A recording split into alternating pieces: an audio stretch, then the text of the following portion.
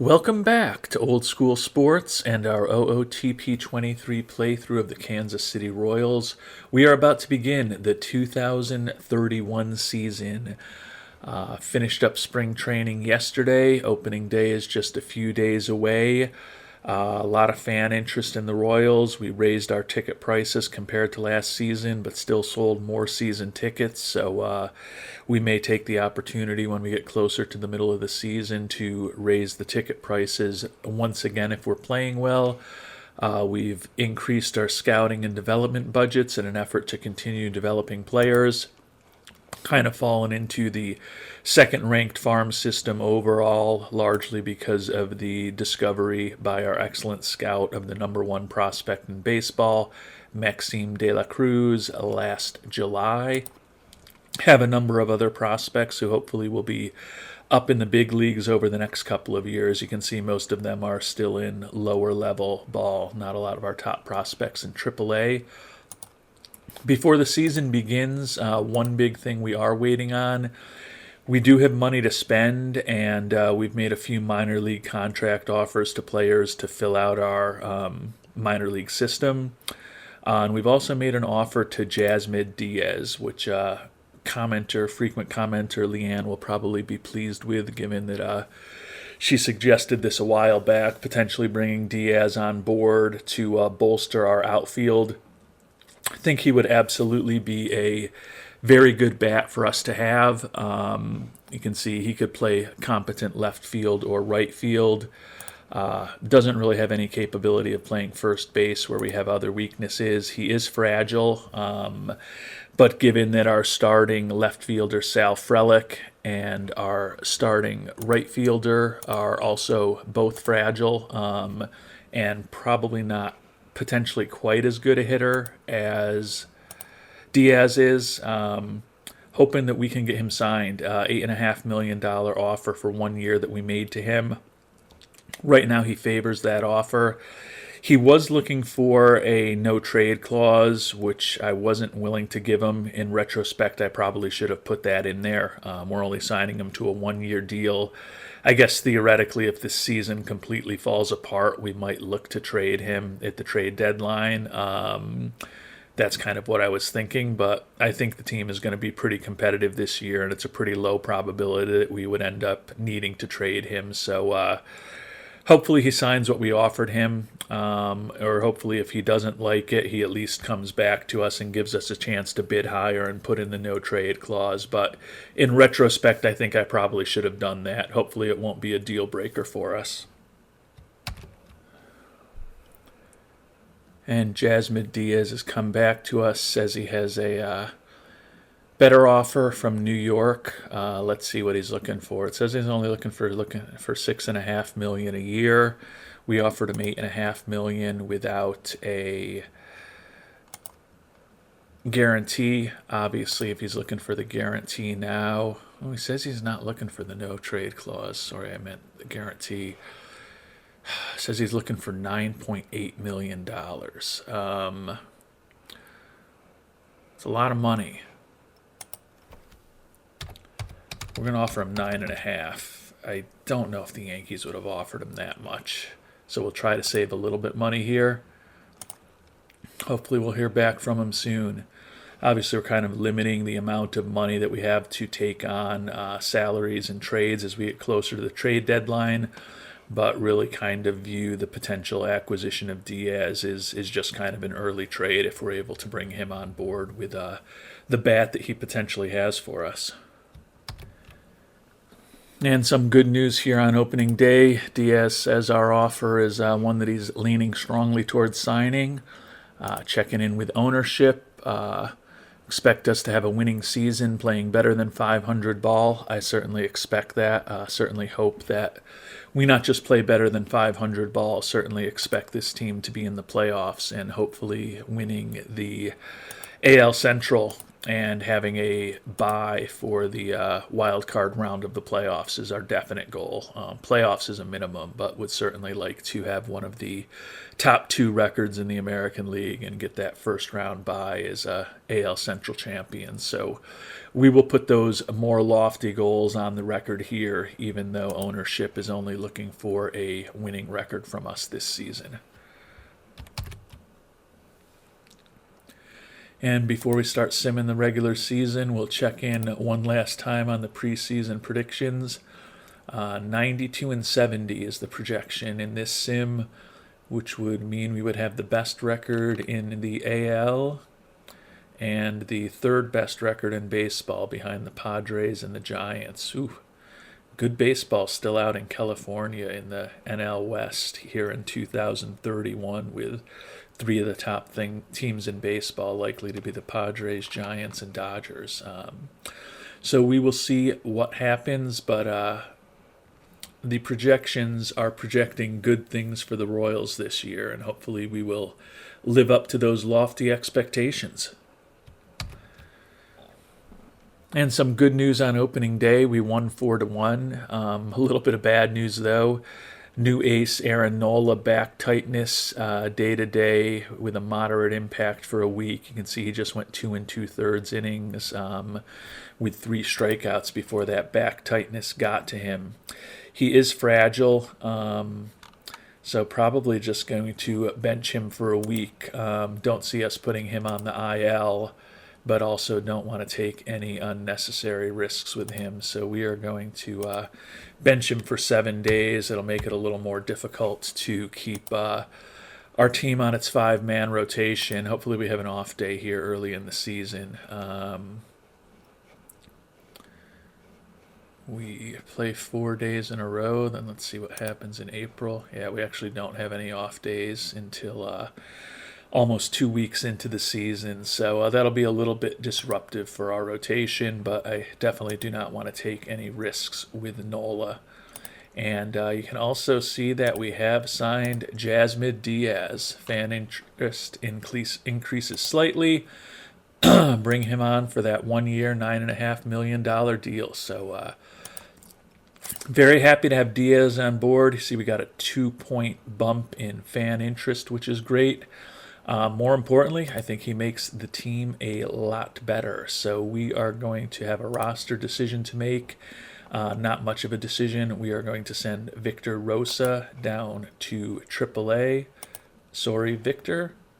That will allow us to put Yasmid Diaz up on the Major League roster. We can now send Jackson Choreo, who we DFA'd down to Omaha.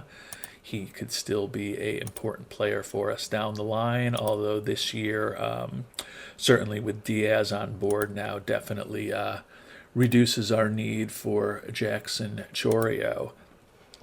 And you can see putting Diaz in the lineup, we were definitely worried about the fact that Jordan Groshans was our DH against left-handers, and you can see Velasquez is now our DH against left-handers. Palomare is playing first, and Yasmid Diaz is going to lead off and be our right fielder, and he's also going to lead off and be our right fielder against right-handed pitchers, where he has pushed Fabrizio Valera out of the starting lineup, so that'll be a nice bat for us to have coming off the bench. So although we're still going to end up with Alex Velasquez playing first base for us against right-handed batters. Not a disaster defensively, I guess, because at least the youngster Palomares, who is a better defensive first baseman, will be getting some time against left-handed pitching, hopefully. So looking forward to seeing what Diaz is able to do with us. As I talked about, don't have a ton of money left to be adding players as we get closer to the trade deadline, but we've got about 100 games to play until we'll be at the trade deadline, so a lot of time to see how things evolve over the next few months.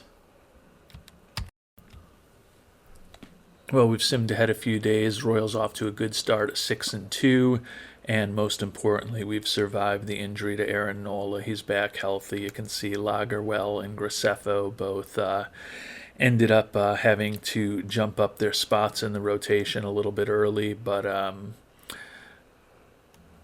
still have Nola coming back to pitch this game, and we look hopefully no worse for the year, although obviously Graceffo and Lagerwell right now are a little overwhelmed in terms of their stamina, but they should recover soon. And a week and a half into the season, the Royals 8-2, number one in the power rankings. First in the AL Central, you can see offense fourth in the league in runs, and our defense we're fifth in ERA. So right now we're in the top third of the league in both scoring and pitching. My expectation is that our pitching will probably get a little bit stronger, and the big question is how much our batting deteriorates from here. If we're able to have a top four offense, it's going to be a very good season for the Royals, because I'm pretty confident that our pitching and defense will both be fine. As Three Quarters Badger likes to note, I've proven to be pretty good at building teams with pitching and defense. The hitting is generally the issue, although I would say that part of that is the challenge of a smaller market team like the Royals. You're going to have to make some trade-offs, and with this team, I've just kind of found it somewhat easier to build through pitching. And as you know from anyone who's kind of watched this series, I do like to invest in a lot of arms. I know they end up getting hurt, so I usually want to make sure that there's at least like 7 guys who can be competent or better major league starters, either on my pitching staff or stashed away in AAA. So I do definitely tend to invest more in pitching on the margins, in hope that I can kind of fill some of those gaps in the lineup with players from AAA or more just kind of replacement level platoon type players in some cases. So we'll see how the season goes, but it's off to a solid start so far. And the Royals still playing great baseball, 12-4 record, obviously first place in the American League Central. Taking a look at the standings, we're already up by 4 games on the Tigers, so there's no other team in the division with a winning record. So hopefully we can keep playing that way. And Junior Marin, Player of the Week with a .667 batting average, 2 homers, and 6 runs batted in. So he is one of the players whose playing time could be in jeopardy with the recent addition of Diaz, but having a great year so far with .442 average, 3 dingers, and 13 ribbies in 12 games. So a brilliant start to the season for Junior Marin for these Royals. And Kansas City continues to play some great baseball, 17-5 record, but getting a little banged up now. Tyler Bosma had been a starter with us for the past few years, moved into a lefty out of the bullpen role this year, but out with forearm tendonitis for 1 week. Obviously not optimal if we've got to put him on the 15-day IL for a week-long injury. But it might make sense to be a little cautious with him, given that he's already fragile, and given that the pitching staff is a little bit overtaxed, in part because we had Nola kind of on the shelf without putting him on the IL.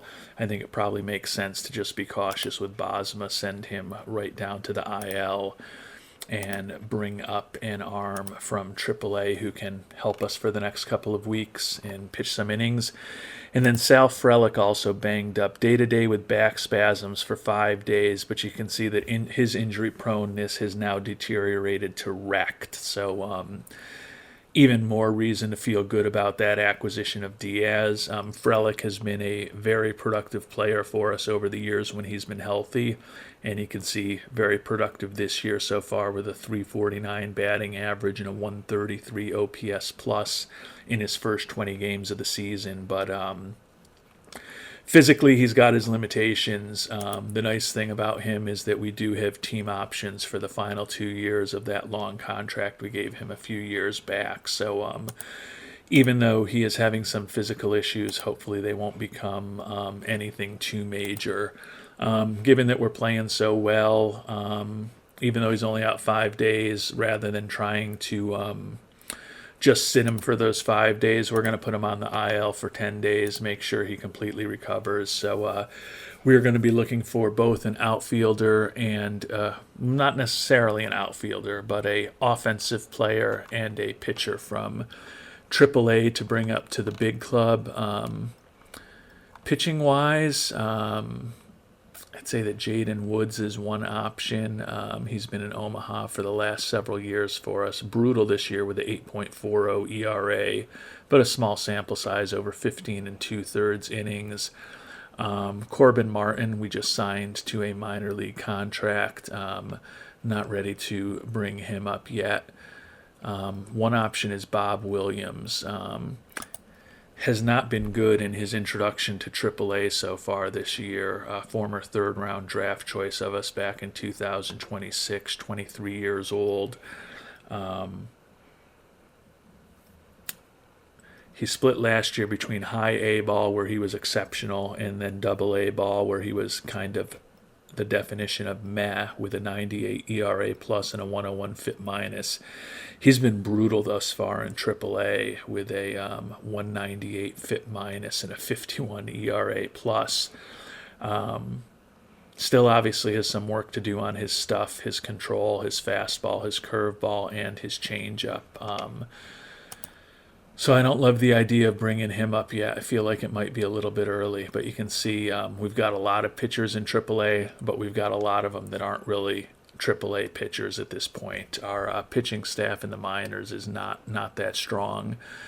Yaefer Perdomo kind of looks like a major league average-ish type pitcher at best.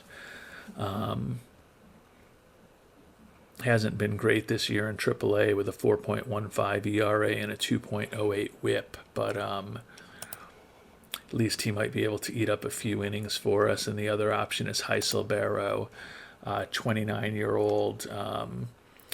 Never have given him a shot in the majors. You can see he's been in Omaha for 5 seasons in a row without having sniffed the majors. And he's pretty consistently put up ERAs between 3.5 and 4.5, 3.14 ERA this year. Certainly doesn't profile as a big-time player, doesn't throw that hard. He's a fly ball pitcher without much movement. He's likely to give up some home runs at the major league level, but I think we're going to at least give him a chance to make his major league debut before likely quickly sending him back down to the minors unless we have injury issues. As far as the everyday player that we're going to bring up,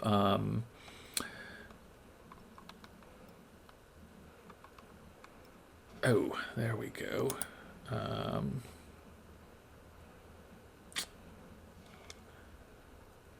Victor Rosa, of course. We sent him down. We're still working on getting Jackson Choreo trained up to be a little more versatile defensively. Rosa hasn't hit much at all, batting just 158 down in AAA this year. But he is a player that we thought was going to be on the major league roster until we signed Diaz. So we're going to bring him back up just for a week and a half until Sal Frelick's healthy again. I'm not expecting either of these moves to have a significant impact on our starting rotation or our starting lineup, but we'll see what Nichols thinks. Yeah, Rosa is now the only player who's, besides our backup catcher, not in the starting lineup somewhere. So unfortunately, with Frelick down in the minors, that puts Frelick on the IL. That puts Jordan Groshans back in the DH role against lefties, which is definitely not optimal when you look at his batting profile. Certainly not the batting profile of a designated hitter on a good team. Although I guess in his defense, he is slightly better against left-handed batters than he is against right-handed batters, but still not optimal that he's our DH. So I think that just illustrates the potential weaknesses of our offense. We haven't seen them so far this season. Taking a look at the team statistics, we are first in the AL in runs scored and only 5th in runs allowed. So kind of about the opposite of what I'd expect. But obviously we are still in the very early stages of this 2031 season. And as we get close to the end of April, the Royals still playing incredible baseball, 22-6 record. Can see we've been selling out every game consistently. Even though I raised the ticket prices from last season, should have raised them even higher. I do kind of hold myself to only changing them once during the regular season, right around the midpoint of the season, just to make the game a little more challenging. I guess you can make the argument that I'm playing with the Royals and it's already challenging enough financially, but I also think it's a little hokey to just constantly be raising the prices on people during the season to, extract as much money as possible out of them. So house rule is that I hold myself to one change to the ticket prices around the middle of the year, but clearly with the way the Royals are playing and the fact that we're selling out every game, wish I had made them a little higher this past off season.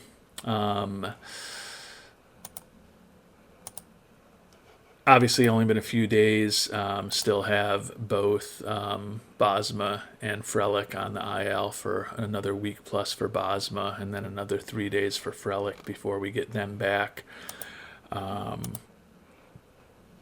to think about MJ Melendez. He's asking us for a contract extension. You may remember from last offseason that we did exercise our team option to bring him back. He'll be 33 years old by the start of next season. Profiles as a average-ish hitter at best. Over the course of his career, has put up a 110 OPS plus and a 109 WRC plus. But has been a below-average hitter 2 of the last 3 full seasons, although he's with a 122 OPS plus so far, putting up one of the better offensive seasons of his career, and is still obviously a great presence in the clubhouse with that captain personality, good leadership, loyalty, work ethic, and intelligence, and still a very good defensive catcher. So I think it's just a matter of how much he's looking for. But the other thing we want to factor in is Angelo Bolden, our 24-year-old former number 1 draft pick, who also profiles as hopefully an above-average offensive catcher, another good personality, and solid defensively, although not quite as good as MJ Melendez. He has not been hitting much as the backup, 167 average and 30 at-bats this year, but I think it's very possible that he becomes a major league quality starting catcher down the line. So it's really just a matter of how much money Melendez is looking for at this point. And he's looking for $12 million a year, which is what he's making now. If I could get him for less than that, I would bring him back. Given that he's such a good defensive player and such a good personality, even if his hitting deteriorates a bit over the next couple of years, we're going to have Bolden at a real low price, particularly for this season and next. And then even when he gets into his arbitration years, if he's a backup, he's probably not going to be too expensive. So we will have a cost-effective catcher in Bolden that we can potentially turn into a starter. And as I think I started saying about 20, 30 seconds ago, with that good catcher ability, the great arm, the good personality, I think that we could probably trade Melendez away and not have to eat that whole contract if we do decide to move on from him someday. Now, I'd like to pay him less than the $12 million a year he's looking for. I don't think he's going to go for the $9 million a year that I'm offering him now, but you see that we'll offer him an average of $10 million a year for the next 3 years, and then $12 million in that 4th year with a team option. I don't know if this is going to be enough to get it done. We're basically offering him $42 million over 4 years. He's looking for $48 million over 4 years. And we're also putting in some optionality into that last year of the contract. So let's see what he thinks. And he's looking for $12.2 million, and he doesn't like that player option at the end. So I don't feel like we've got to make a decision on this right away. If we could get him at our price, we would have done it. But I think it's just as conceivable if he goes into a hitting funk. Not that I'm hoping for that, but if he goes into a little bit of a slump over a period of several weeks, his asking price could come down a bit and be a little more reasonable. So no need to act on MJ Melendez yet. And some good news and some bad news in terms of player development for the month of April. Young star Alex Velasquez just seems to be getting better and better and better. His contact power and potential power ratings and his overall ratings all improve. Can see he's off to another incredible start for us. 370 batting average, 34 ribbies through 32 games.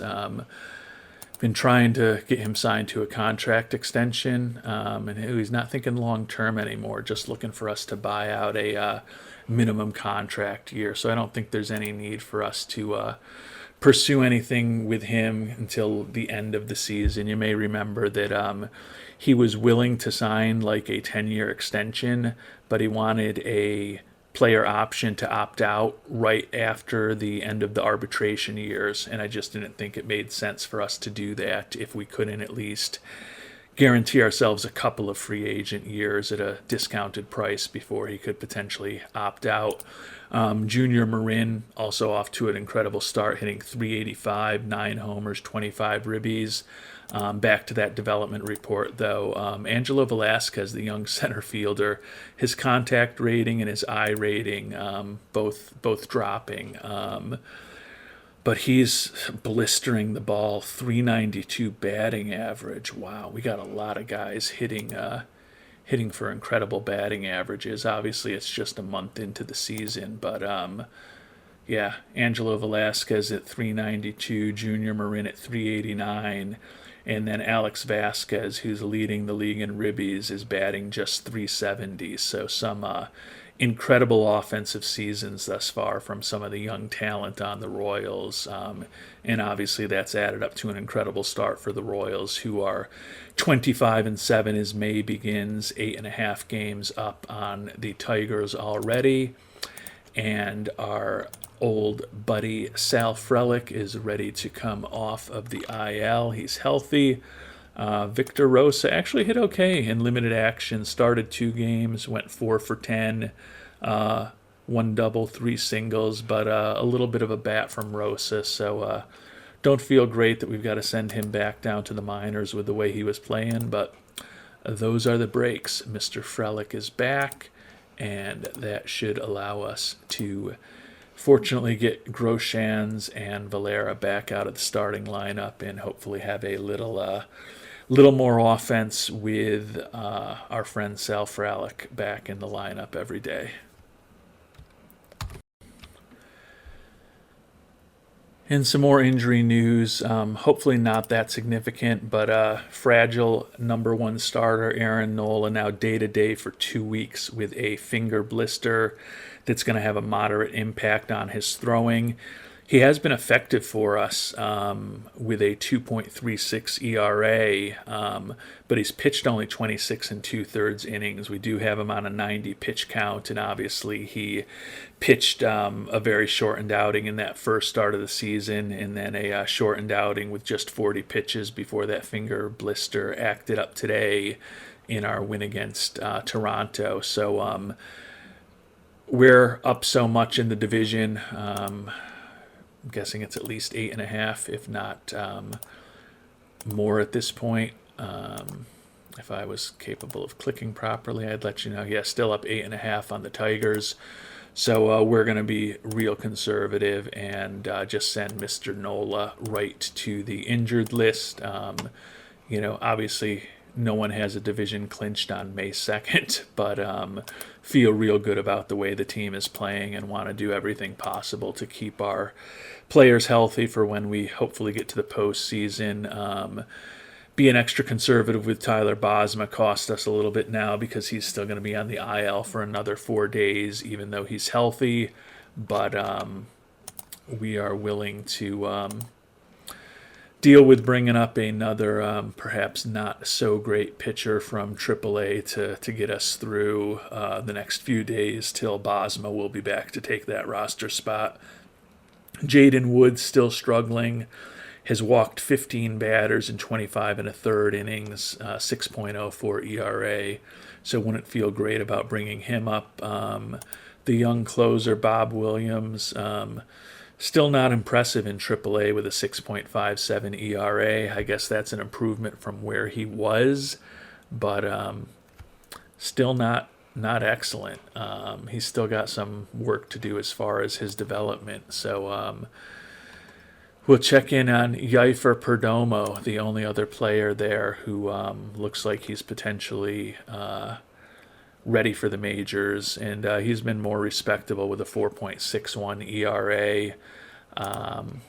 We'll give him an opportunity to come up to the big club, and don't think we'll get too much out of him over the next few days, but at least give an opportunity to see what he can do at the major league level before hopefully we can bring Bosma back up to the major league roster in a few days.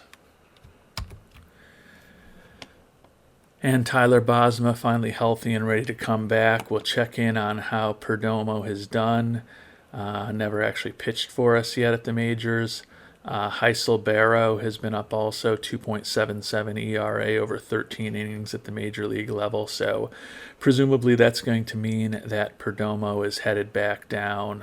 I guess if there was someone, Jack Wiesenberger is really struggling, but you look at his stuff and his movement and his overall ratings, it's hard to justify sending him down instead of the unproven Perdomo. So Perdomo, wish you had gotten a chance to see something at AAA, but maybe we'll see you again this year. Bosma comes back up to the roster. It's possible that Bosma will slot in as our number 5 starter for a while. Actually, our number 4 starter ahead of Zach Jacobs until we get Aaron Nola back to head up the rotation. So Bosma, who, as I talked about, has started a lot of games for us the past few years, off of the IL and back into the starting rotation for us. And another injury for the Royals to another key player, Bobby Witt Jr., hamstring strain, going to be out for 2 weeks. So he's obviously going to go to the IL. Having a solid year, hitting .292, only 2 homers and 137 at-bats, but he does have 14 doubles, so his OPS of 819 is still good for a 126 OPS plus, and he's already put up a 1.7 WAR here through the early stages of May. So I mentioned earlier that we've got some young players who are off to incredible starts this year. Bobby Witt Jr. is just doing Bobby Witt Jr. things, but unfortunately we're going to be without him for the next couple of weeks. And that'll leave us with a little bit more of an interesting decision as to who to bring up from AAA. Our infield is definitely a weakness for us outside of Velasquez and Bobby Witt Jr. Check in on what Ricardo Cabrera is doing, hitting .252 this year as our second baseman. Can't really hope for much more than that. He's a good glove, so happy with that. Grosjean's hitting .306 in limited action. And then Nikki Lopez, the veteran shortstop, hitting .250 back with the team. So we're actually getting decent offense from some of those middle infield type guys. Juan Palomares, the youngster, hitting .385 in just 52 at-bats. So we are getting some incredible batting performances from a lot of different people so far in the early stages of this season. Probably explains why we're 29-9 at this point. Need to kind of find an infielder to bring up, so we're going to give that some thought and let you know who we decide to bring up. Jackson Choreo is probably the bat that's strongest among our AAA players, even though kind of profiles as an average-ish major league bat. We've been forced starting him at third base down there to give him a little more experience there. You can see he's 30 out of 40 playing position. He's a competent first baseman, competent left fielder, competent right fielder. I don't know that I'd say he's a competent third baseman, but we could get him to the point where we could at least play him there in a pinch. So I think I'm inclined to keep training him to play that position for the time being. Borgie Franson,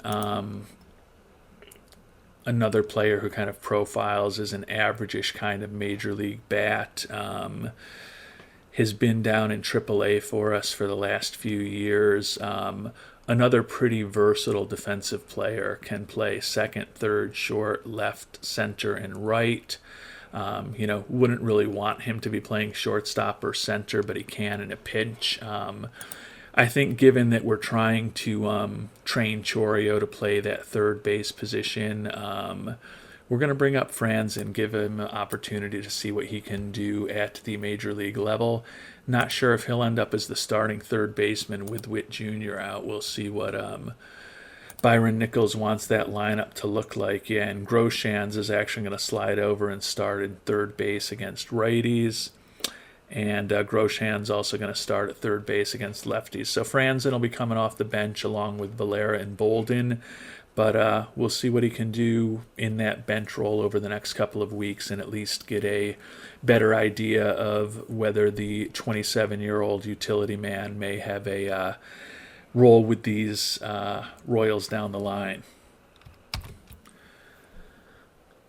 And that wrecked injury status of Sal Frelick is starting to rear its ugly head. Back spasms day-to-day for a week, minimal hitting impact, moderate running impact. I just don't think I want to push things with Frelick. That's the benefit from being off to an incredible start. And I'm definitely appreciating the fact that we brought Diaz onto the team and were able to pick him up before the season started, or actually as the season started as a free agent. Has cooled off a bit to a 326 average, but 7 homers and 138 at-bats. Still a 170 OPS plus. Already put up a 1.8 WAR here on May 8th. So Diaz has been excellent. I'm going to continue to be incredibly conservative with these guys. If I felt like we were in a competitive race right now, or it was the end of the season, I might be a little less cautious, but it's May 8th and we're already up 8 games on the second place team in the division, and we're up looks like 7.5 games on the Yankees for the best record in the American League right now. So definitely no need to take any risks with some of these older players who are already injury prone. So Frelick joins Nola on the IL. And we will need to bring up another offensive player. And we are going to bring up, depending on those day-to-day back spasms are going to keep Nazir Mullay from making his major league debut. If you have an excellent memory, you may remember back in our first season of this sim back in 2022, we drafted Mullay. He was listed as a pitcher, but we thought he was a better batter than pitcher. So we picked him up in the second round and converted him immediately to be a potential batter. You can see he's 26 years old now and he's never played at the major league level, and his offensive profile is very major league average at best, but he does have some good position versatility. We've been training him at first base. He can also play any outfield position. He's technically listed as a shortstop, but I would definitely not want to play him there. The issue is he's banged up for the next 3 days, so we're going to bring Victor Rosa back, at least for the next few days. It's possible that we will send Rosa back down after a few more days when Mullay is healthy. But we'll cross that bridge when we come to it in a few days. But feel bad that I thought Nazir Mullay was going to finally get his major league debut, and he happens to be banged up with back spasms, so it's not going to happen. And I'm definitely feeling a little better about being very conservative with Aaron Nola. He's suffered a setback to that finger blister, going to be out for another week compared to expectations. So, with both Frelick and Nola, who are injury prone, and even Bobby Witt Jr., who fortunately is not injury prone yet, with the way that these Royals are playing, we'll just keep bringing up players from the minors and let hopefully these veterans heal as much as possible, with the hope that we're going to make a long run in October in the postseason this year, and we can keep those players healthy, so they'll be big contributors when the playoffs begin. And the injuries just keep coming for these Royals. Starting shortstop Nikki Lopez, day-to-day with a sprained ankle for 2 weeks, but you can see it's got a moderate impact on both his throwing and running. He's also an aging player, 36 years old, also fragile injury proneness. We're going to continue being real conservative and just send him to the IL also. So moving over to AAA, do we bring up Mullay? He's got those back spasms for one more day, but I think we're willing to let him sit for a day, or actually that includes today, so hopefully he'll be healthy tomorrow. So we are not going to be force starting Mullay as our first baseman at the major league level. We will let things fall where they may as far as the starting lineup. I would assume that either Cabrera or Groshans will slide over to shortstop, but we'll see what Byron Nichols wants to do with the lineup. Borgie Franzen at shortstop against both lefties and righties. A little bit surprised by that. Makes a lot of errors. He's got decent range and a decent arm.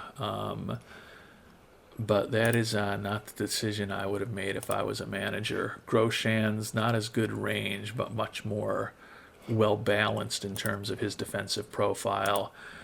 And then Ricardo Cabrera, especially with that 65 range, 55 error, acceptable arm, and double play. I actually think this is one of the rare situations where I'm going to overrule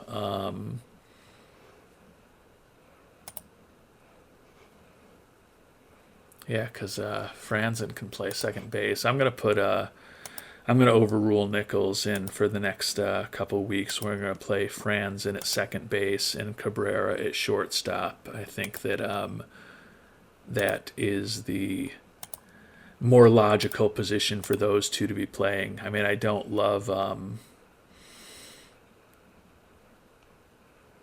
Franzen at second base either. You know, with that arm, I feel better with him at third. Should I switch him with Groshans also? Groshans. Yeah, I'll. That's more of a toss-up to me. I definitely like the fact that Franzen has a little bit better range and an acceptable arm, but he's going to make a lot of errors on balls he gets to with that 40 rating, which is not optimal for a second baseman either, but willing to live with it for the next week. We're 31-10. If we lose some games, we lose some games.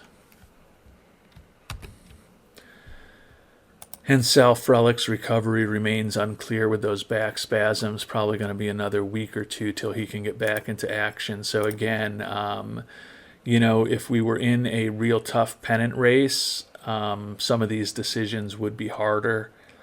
But I've kind of always found it, the injuries in OOTP can be overwhelming in any scenario. But I've found over the years that if you have the opportunity to be real conservative with players, seems to keep them a little healthier over the long term by not pushing things with guys who are already banged up, particularly if they're already fragile or wrecked physically. So probably being a little too conservative with some of these guys, but we're playing great baseball.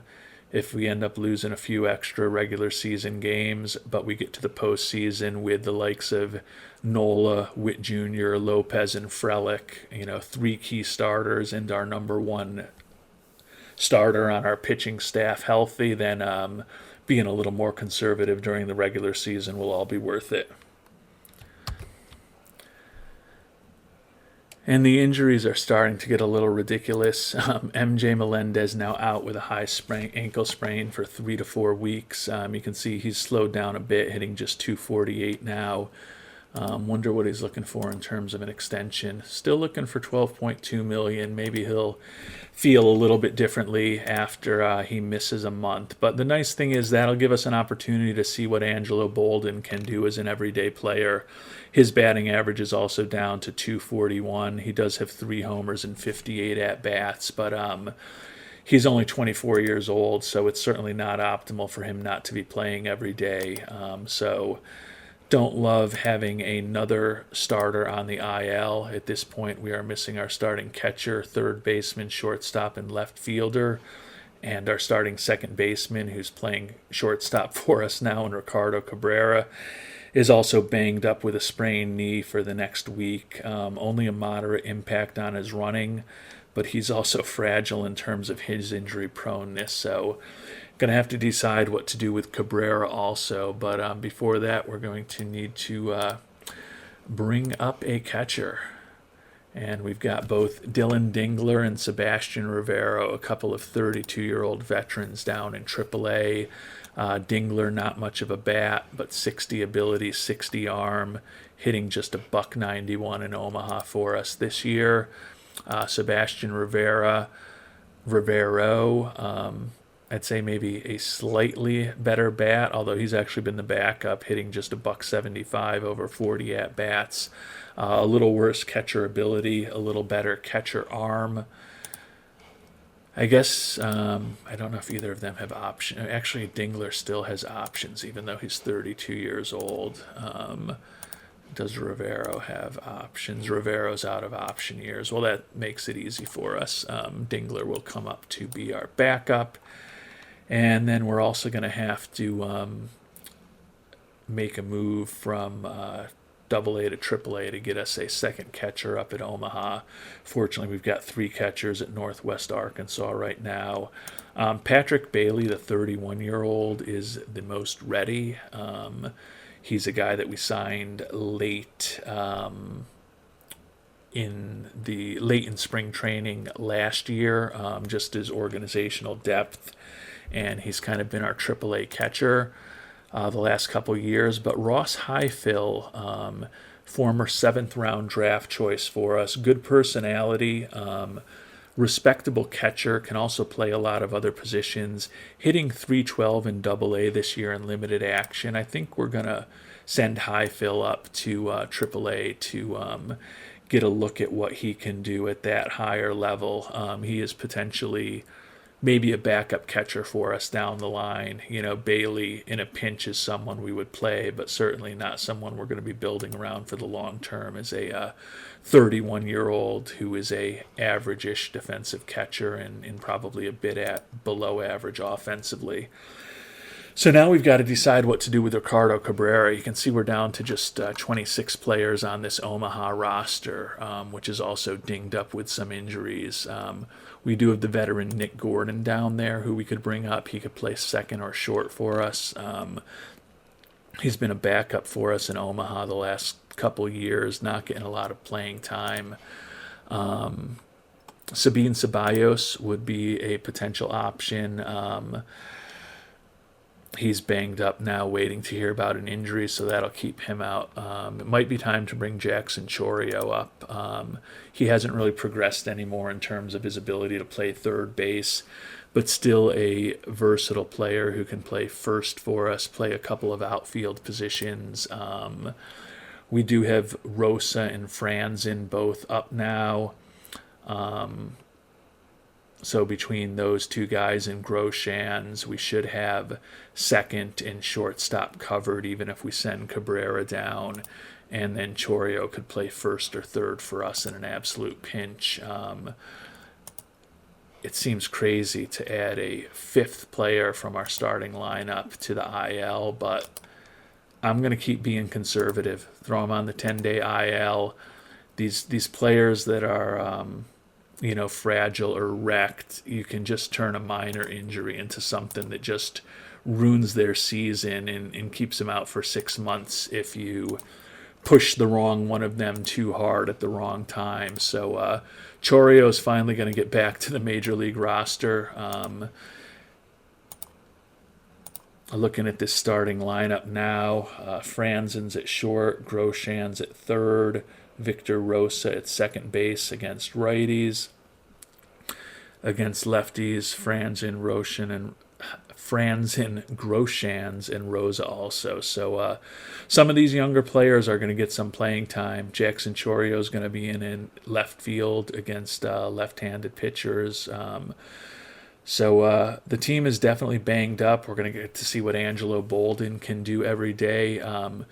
May 14th, if you had told us we would be 32-12, I would have been very happy to hear that. If you would have told me that on May 14th, our staff ace and our starting catcher, second baseman, third baseman, shortstop, and left fielder would all be on the injured list, I certainly wouldn't have thought that we were going to be 32-12. That's for sure. All right, 35-13 now, and finally making some progress. Both Aaron Nola and Sal Frelick are healthy and ready to come back. Heiselberg has pitched well for us with a 1.96 ERA over 18 and a third innings. He's the obvious person to send down at this point. Just don't know if I have the heart to do that. Davovich has been good. Goebel's always good. Mackenzie Gore's been excellent. Bryce Hubbart's been fine. Easton Tubis has been respectable. Wiesenberger not having a great year. Josh Hader's been really good out of the bullpen. Heiselberg has done a nice job for us, but I think he's got to go back down to AAA, unfortunately. But got to finally see him at the major league level, which is good. But even better to have Nola back to head up our rotation. Don't think he was down long enough that he needs to have a rehab assignment. Hopefully we won't regret that decision. And then Frelick will be back. So we've got to make a decision. Nazir Mullay hitting 308 and 13 at-bats for us.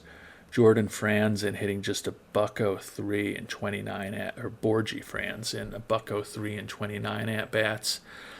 Jackson Choreo only been up a little bit, does have one hit and 3 at-bats. And then Victor Rosa hitting 286. We're a little heavy on the outfielders. But Mullay has hit reasonably well, and he can also play first base for us. Not that that's a key offensive position. But with 3 starting infielders out, it's going to be tough for us, even though Franzen hasn't been hitting. I think we've got to send Nazir Mullay back down to AAA. Definitely a player who we might see again this year, but I don't think we can afford to get rid of an infielder right now, given that we have 3 of our starting infielders on the IL, and we're just kind of trying to piece together a respectable lineup, particularly with the infield defense every day. I don't think we could have afforded to get rid of Franzen in terms of sending him down, and Choreo, we just haven't seen enough of him yet. I want to see what he can do at the major league level. So unfortunately that means Nazir Mullay back down in AAA, but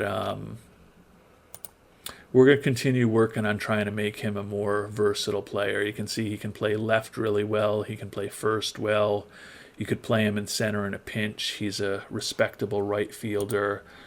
But he's also got the ratings that he could play third base for us potentially down the line. So we are going to force start him at third base now down in AAA for a while and just try to see if, although the bat did not become the exceptional bat that we thought he had potential to develop into when we picked him in the draft 9 years ago, he is a pretty versatile defensive player, and if we can add some more defensive versatility to Mr. Mullay, perhaps he can have a utility role for the Royals for the next several years. So only 8 days of Major League experience so far for Mullay, but hopefully there will be a lot more coming down the line. For the time being, we are going to try to improve his ability to play third base down in AAA. And just when we get a good piece of news on the injury front, Bobby Witt Jr. has served his time on the IL and is healthy, and Ricardo Cabrera also healthy, although he's got to be sitting for another 3 days. Reliever Bryce Hubbart, who's having a solid year for us, a 3.31 ERA over 32 and 2/3 innings, out with a rotator cuff strain for 5 weeks. So Hubbart goes onto the IL. That will mean that we will need to bring a pitcher back up. Heisel Barrow pitched really well for us. He's an obvious candidate. Jack Masloff now looks ready for a promotion.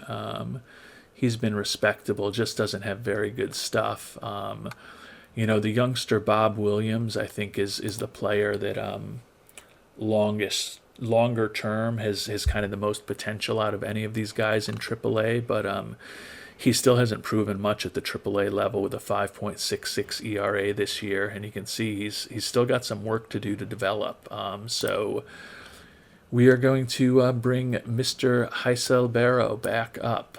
So he's gone for a couple days, but got another opportunity to prove what he can do at the major league level and maybe show that he deserves to stay up for the long term. And with Witt now healthy, Borje Franzen, 086 batting average, over 35 at-bats. Obviously a relatively small sample size, but he is going to be demoted. We will bring up Bobby Witt Jr. I assume that Bobby Witt Jr. is going to slide in as our as our shortstop now that he's back. No, they're playing Groshans instead of Witt Jr. I mean, I get that Bobby Witt Jr.'s natural position is third base, but he is definitely the best defensive shortstop we have right now with Nikki Lopez gone. So I am going to make another executive decision overruling Byron Nichols, our manager, and at least until we get Nikki Lopez back, we're going to be starting Bobby Witt at short and Groshans at third. And as we get close to the end of May, the Royals still playing well, 41-14 record, up by 11 on the Tigers in the AL Central, and you can see we are well up on both the Yankees and the Astros for the best record in the American League. So things are going well. Josh Hader, who we traded for in the offseason, 37-year-old closer, has done pretty well for us. 2.30 ERA over 27 1/3 innings with 19 saves already. Looking for an extension. 14.4 million average over 4 years. Definitely more than we want to be spending on a aging closer, but we'll keep that in mind. And then Aaron Nola, who's back healthy finally, although his injury proneness has deteriorated to wrecked from fragile with the 2 injuries that he's already suffered this year, has been pretty good for us with a 2.52 ERA, even though he's pitched only 35 and 2/3 innings. He's looking for a $16 million deal for next year with where he is physically being wrecked now and the fact that he's about to turn 38.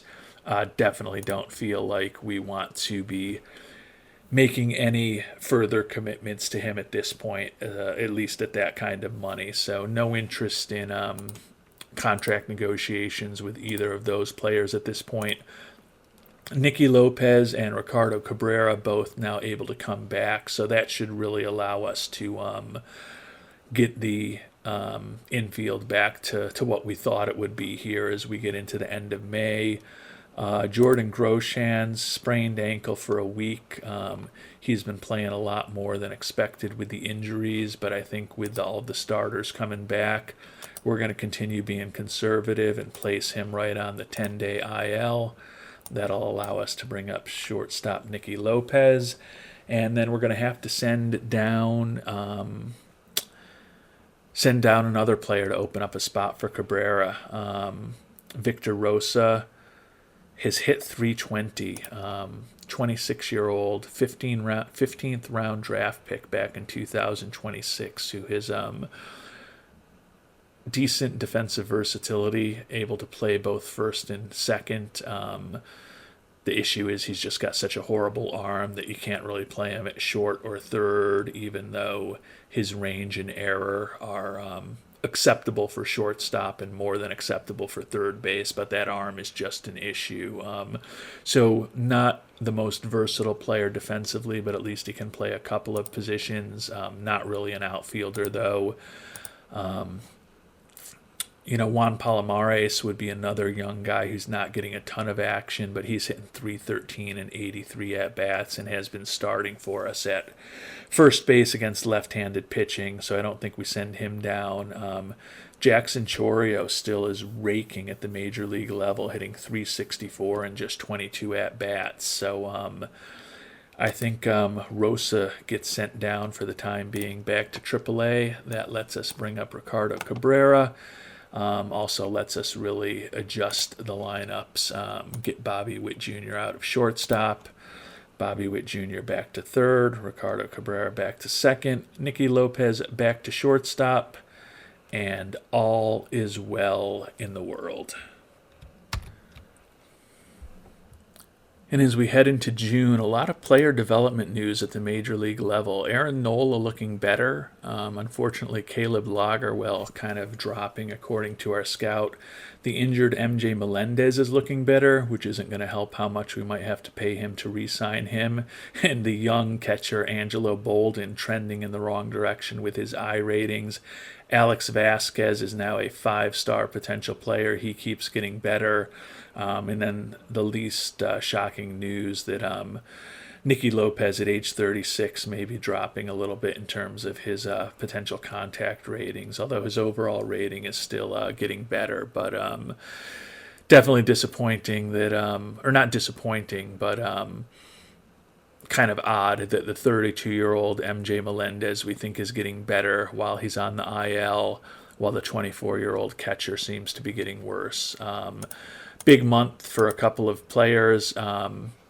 Alex Velasquez, incredible month, 420 average, 8 homers, 23 ribbies, followed up a very good April with an even better May, and then our closer Josh Hader, pitcher of the month, 0 ERA over 14 and a third innings, including 9 saves. So the Royals are 45 and 16 as we finish up June. The Royals are up by 12 games in the AL Central. Everything is going about as perfectly as you could hope at this point. Looking at the batting leaders, Alex Velasquez leading the league with a 393 average, and Angelo Velasquez, the young catcher, is third in the AL with a 362 average. Junior Marin and Alex Velasquez tied for the league in lead in ribbies. Bobby Witt Jr. tied for the league in steals despite the injuries. Vasquez and Marin first and third in OPS. Alex Vasquez second in pitcher WAR. Not so much standing out in batter WAR. Not so much standing out with the pitchers. Josh Hader leading the league in saves, but the season, I'm not. I can't. I have to say I am shocked. We're 45 and 16 with a 737 winning percentage. I thought we would be a good team, but I didn't think we would be doing that well. And the thing that I'm most shocked about is just that our offense has just exploded this year. Looking at this offense, we are first in the league in almost every offensive category. We're 9th in home runs. We're 7th in walks, and we are 3rd in the base running rating. But we're first in batting average, on base, slugging, OPS, WAR, WOBA, runs scored, hits, extra base hits, strikeouts, and stolen bases. So just an incredible offense from the Royals over these first 2 months of the season. And the pitching is moving in the right direction too. First in overall ERA, second or tied for second in runs allowed. So the pitching has started to come around. Still a few areas where we could be better. Tied for 7th in hits allowed, 9th in BABIP, 9th in walks. And our defense, 10th in defensive efficiency and 9th in zone rating, is not great. But the season is just going incredibly for these Royals so far. Looking at the expanded standings, we are 3 games better than we should be at 45-16. But that plus 132 run differential, driven by the best offense and the second best pitching staff in the American League, is by far the best in baseball. The Giants are closest to us with a plus 85, but we're still almost 50 runs better than them 71 or 61 games into the season. So it has been an exceptional start for the Royals so far. Very pleased that we have kept trying to rebuild and rejigger this roster on the fly rather than going into full rebuild mode. We don't have a ton of money for free agents. Part of that is with the number of players that we still have on the IL. Our major league expenses are a little bit higher. Hopefully when we start bringing some of these guys back, hopefully over the next couple of weeks, and don't have any other injuries, that'll open up a little more money when we get some guys who are currently on the major league roster making major league money back down to the minors and making minor league money. That should open up a little more money for us to potentially play with as we get closer to the trade deadline. Right now, there's obviously no major holes on this team. We just need to hopefully remain healthy and get healthy and keep winning some baseball games. And if we do have some significant injuries over the next month or two, that's obviously going to drive where we will go as we get closer to the trade deadline. But right now, it's been a fantastic season for the Royals. We will explore how it continues to go as we get into June in our next episode. Until then, thanks so much for watching, and hope you have a great day.